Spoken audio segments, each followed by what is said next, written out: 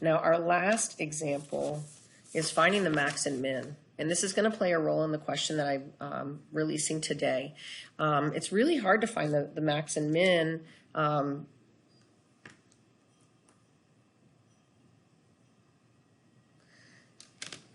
In order to find the max and min, we still need to go through our entire list. And we need to look and we need to compare and say, are you the highest number? Are you the highest number? Are you the highest number?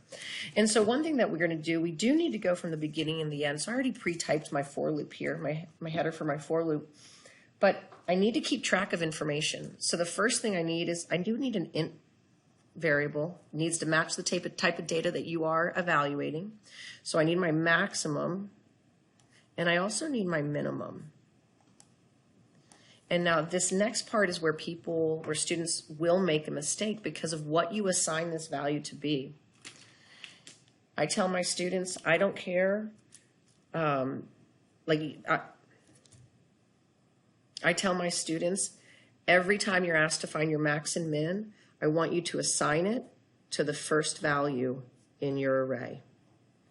And the reason I want you to do that is so as you go through the array, you are comparing numbers against numbers in the list. If I made this 0, we'll talk about what it looks like if I didn't have this as the first element in the array. And so the way that this looks, and I haven't even talked about how to compare it, but right now I'm starting max and min with the number 15. Okay, now I want to go through my array and I want to compare these values here to every other value in the array. So if I'm going to make a comparison, I got to ask a question.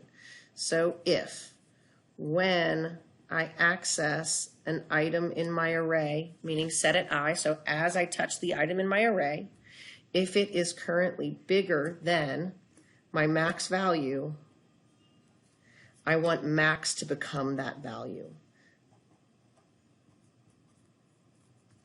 So that means replace it.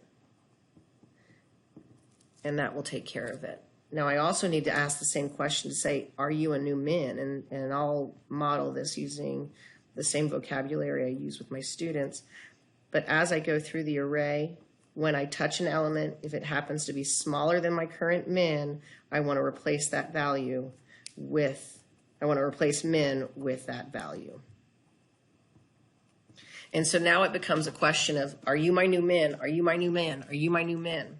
Now, some people notice that I'm going to compare the 0 item against the 0 item. So they'll start their for loop at 1. I don't think it hurts any just to do a second comparison or touch this item twice. So let's look at what this algorithm's doing. If I'm here at 0, and this is my number right here, is 15 larger than my current max? Nope. Is 15 less than my current min? No, it is not.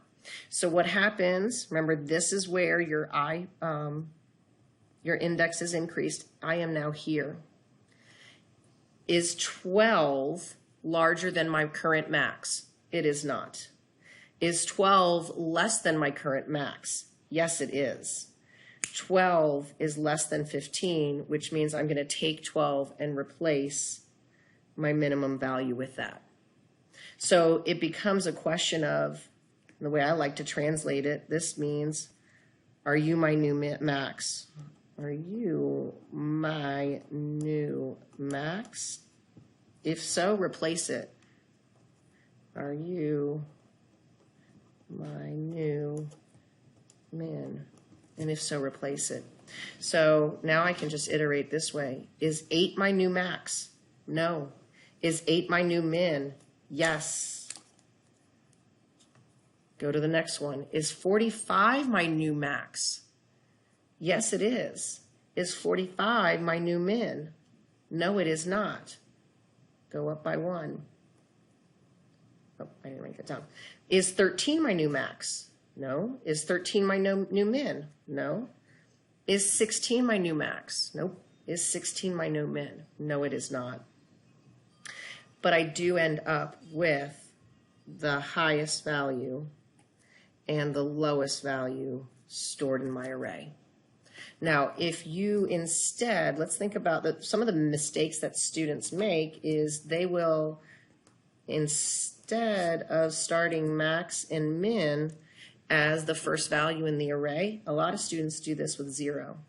And they start their max and min at 0.